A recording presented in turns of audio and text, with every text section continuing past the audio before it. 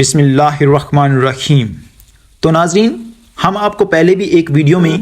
حضرت موسیٰ علیہ السلام کے دور میں گزرنے والے ایک ظالم بادشاہ کا ذکر کر چکے ہیں جس کو فرعون کا نام دیا گیا تھا، اور ہماری آج کی ویڈیو بھی اس ظالم بادشاہ کے حوالے سے ہے۔ خاندان فرعونہ کا سب سے ظالم و جابر بادشاہ تکبر و شقاوت اور وحشت و دہشت کی زندہ تصویر بنا، حرم صحرا کی خوبصورت ترین عورتوں کے ساتھ تحت شاہی پر براجمان تھا۔ یہ فرعون کا محل نہیں بلکہ مصر کا ایک وسیع و عریض میدان تھا کہ جہاں آج حق و باطل کے درمیان ایک عظیم مقابلہ ہونے کو تھا۔ بادشاہ کے سامنے بائیں جانب ملک بھر سے جمع کیے گئے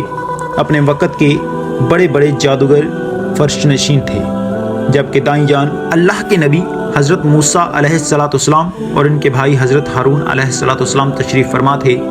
بادشاہ کے اشارے پر مقابلہ شروع ہوا اور حضرت موسیٰ علیہ السلام کی دعوت پر جادوگروں نے اپنی لاٹھیاں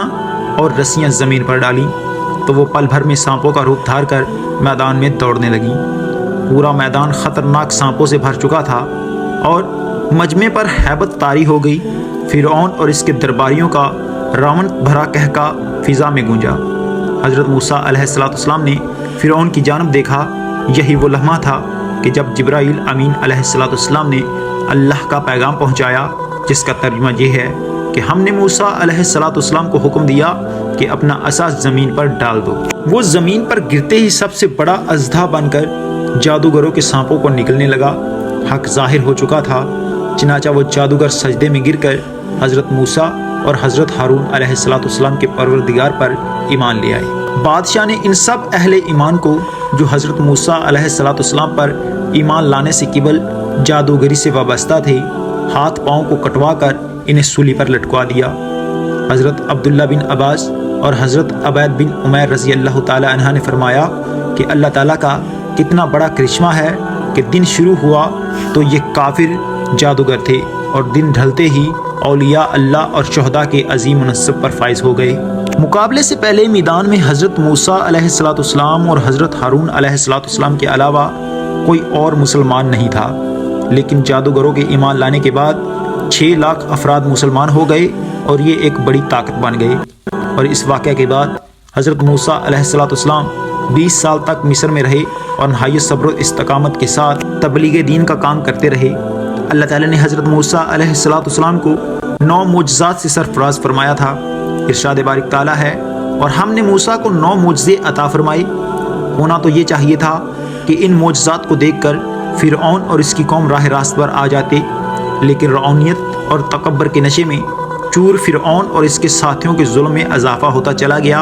اور اپنی قوم کی ذبح حالی دیکھ کر حضرت موسیٰ علیہ السلام نے قوم سے فرمایا کہ اے میری قوم، تم فکر نہ کرو، اللہ تعالیٰ بہت جلد تمہارے دشمنوں کو ہلاک کر دے گا اور بجائے ان کے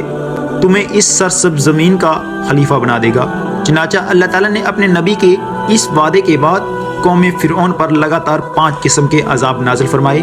لیکن ہماری اس ویڈیو میں ہم آپ کو ایک عذاب کے بارے میں آگاہ کریں گے۔ اس سے پچھلی ویڈیو میں ہم آپ کو 2 سے 3 عذاب کے بارے میں آگاہ کر چکے ہیں اور مکمل تفصیلات والی ویڈیو بھی آپ کو پیش کر چکے ہیں۔ اب ہم بات کرتے ہیں جو کہ فرعون پر ایک قحط سالی کا عذاب آیا تھا۔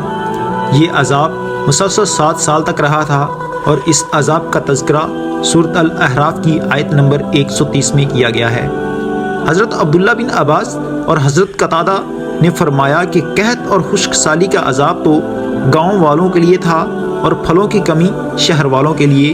کیونکہ عموماً دیہات میں غلے کی پیداوار زیادہ ہوتی ہے اور شہروں میں پھلوں کے باغات زیادہ ہوتے ہیں،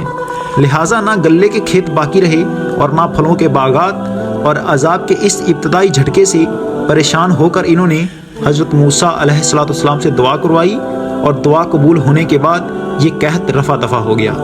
تو ناظرین، آپ کو بتاتے چلیں کہ جب بھی ان پر کوئی عذاب نازل ہوتا تھا تو اللہ تعالیٰ نے ان پر مسلسل 5 عذاب نازل فرمائے تھے، اور جب بھی ان پر کوئی عذاب نازل ہوتا تھا تو یہ حضرت موسیٰ علیہ السلام سے فرماتے تھے کہ آپ اللہ سے اس عذاب کو ٹالنے کے لیے آپ ہمارے لیے دعا کریں تو ہم اللہ پر ایمان لے آئیں گے۔ تو جب حضرت موسیٰ علیہ السلام ان کے لیے اللہ سے دعا کرتے کہ اے اللہ ان پر یہ عذاب رفع دفع کر دے، تو اللہ ان سے یہ عذاب چھین لیتا، تو وہ پھر دوبارہ اپنی سرکشی میں مبتلا ہو جاتے اور کہنے لگتے کہ یہ تو قحط حضرت موسیٰ علیہ السلام اور ان کے ساتھیوں کی نحوست کی وجہ سے آیا تھا، جس لیے اس عذاب نے ہمیں بھی لپیٹ لیا تھا۔